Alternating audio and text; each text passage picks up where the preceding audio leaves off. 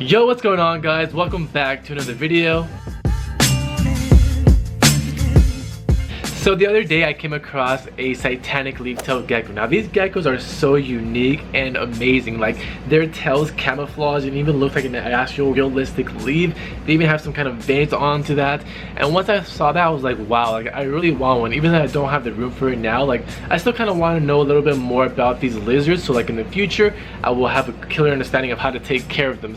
And I have a crested gecko, and the Satanic leaf-tailed gecko is just like in a whole nother level. Like, oh my gosh, they're so nice. So I don't have a leaf-tailed gecko, but I do know somebody who does. So today I am joined by Reptiliatus. Now he's another YouTuber that's known for these leaf-tailed geckos. He's well educated, so I'm gonna go ahead and pick his brain for a little bit. He's gonna show us a little collection of the ones that he has. Hey everybody, it's Dayyan, aka Reptiliatus on YouTube. I've got tutorials on fixing, designing, and building exotic animal enclosures and habitats. Check out my pets and how I care for them. Animals such as reptiles, arachnids, and some amphibians and more. Reviewing a variety of your favorite brand's products.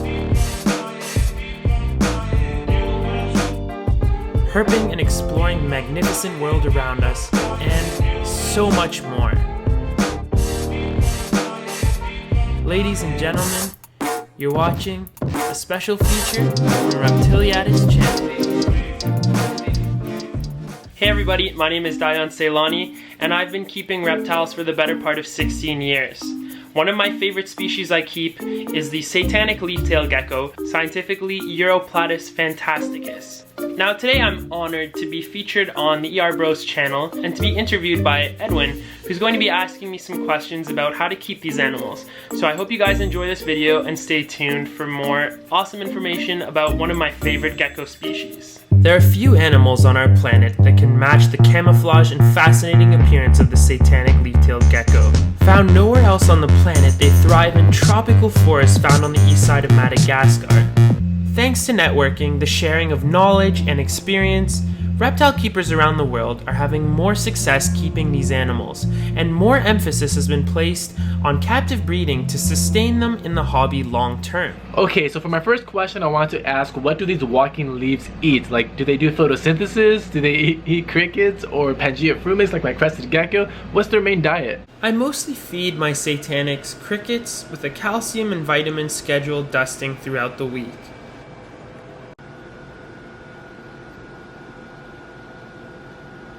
Each animal is usually offered 4 crickets per feeding about 3 times a week.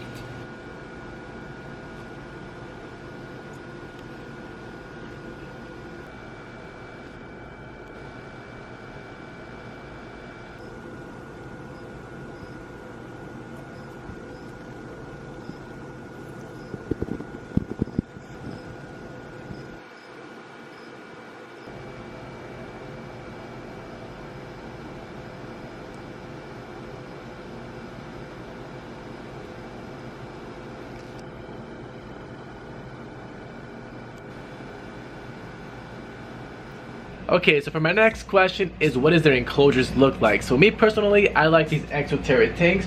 So like a 12 by 12 by 18 be sufficient enough for them? Also, how many can you house in there?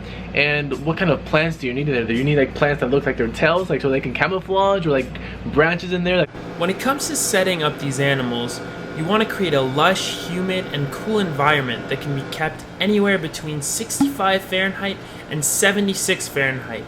Slightly warmer can be tolerated, however temperatures 80 Fahrenheit and above can quickly prove to be fatal to these cryptic little animals. It is important that a Satanic leaf-tailed gecko enclosure be stocked full of plants.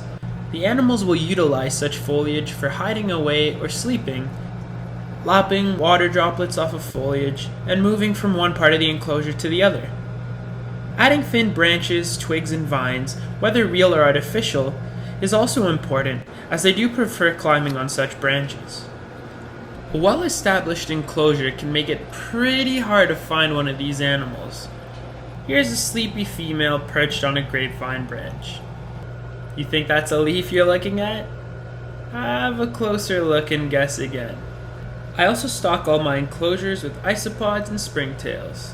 To give you some ideas of how I house my animals, here are a few different enclosures I have set up that house some of my Satanic leaf-tailed geckos. Animals should also be sprayed and misted a few times a day to maintain humidity. The use of plant species such as Ficus benjamina are a personally preferred choice of mine for housing this species. The plant has great foliage and climbing potential, which offers the geckos a great deal of comfort and security.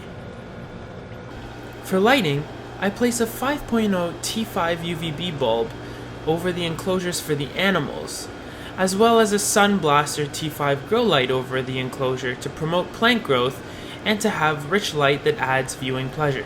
When it comes to cohabiting this species, the same rules that apply with any animal do here as well.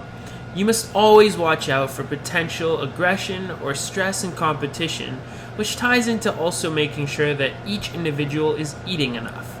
In my experience, once adults size and age, I have had a great deal of success housing several males together with one female, multiple females together, multiple males together, etc.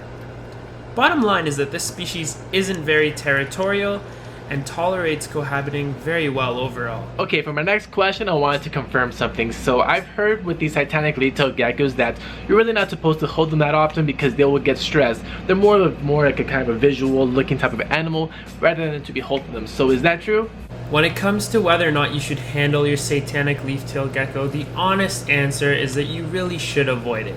I generally only pick my animals up to give them a look over once every few months and make sure that they're healthy and everything's going well with them.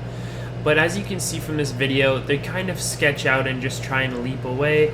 So trying to handle them just causes added unnecessary stress. If handling your pet is something that's super important to you, perhaps these aren't a species for you. Okay, next question, I'm just gonna go ahead and do like a random question. I want to know how many eggs do they lay? Like, do they lay 2, 1?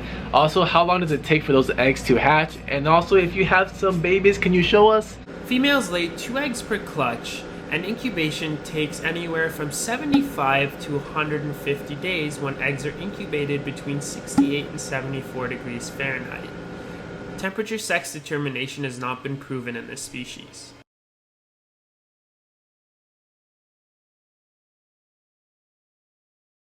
As you can see, hatchlings are quite small. Here's another one in its enclosure. Okay, and then for my final question, I wanted to know, are there different kind of morphs for these Satanic leaf-tailed geckos? Like, are there some red ones? Are there some different patterns and colorations? Are they all the same? There is only one kind of Satanic leaf-tailed gecko. There are some similar looking species also found in Madagascar, but the Satanics are their own unique and highly variable species. As was touched on in brief previously, Reptiliatus fantasticus haven't really been kept or bred in the trade long enough to establish and select for traits that could prove the existence of various morphs. I think the beauty of the species is so vast and dynamic, both in color, tail shape, and so on, that selective breeding isn't really necessary. What do you think of her? These animals are so beautiful as is. Lastly, I wanted to show you guys a few of the other species I keep from the same genus. This here is a Reptiliatus lineatus, and this is a Reptiliatus henkeli. Also amazing animals to keep as well. So there you go, guys. I hope you learned a little something new about one of my favorite geckos. They are incredible animals. Thank you so much, guys. I really hope you enjoyed this video. And if you'd like to check out my channel and support me, please go ahead and subscribe up here. Check out my channel. Let me know that you came from this video, that you came over from ER Bros, because ER Bros is such an awesome channel, and it would be sweet if you guys, you know, commented on one of my videos and said, hey, came over from ER Bros or something like that. I just think that'd be neat. Thanks again, guys. And take care. Edwin, thanks so much for the feature, and see you guys soon in another video. Bye.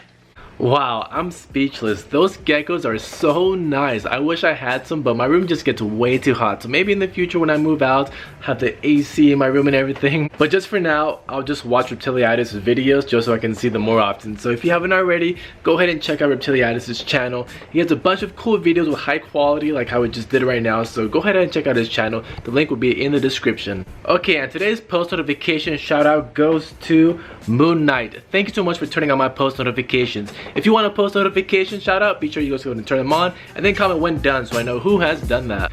Okay, thank you so much for watching, and until next time guys, peace.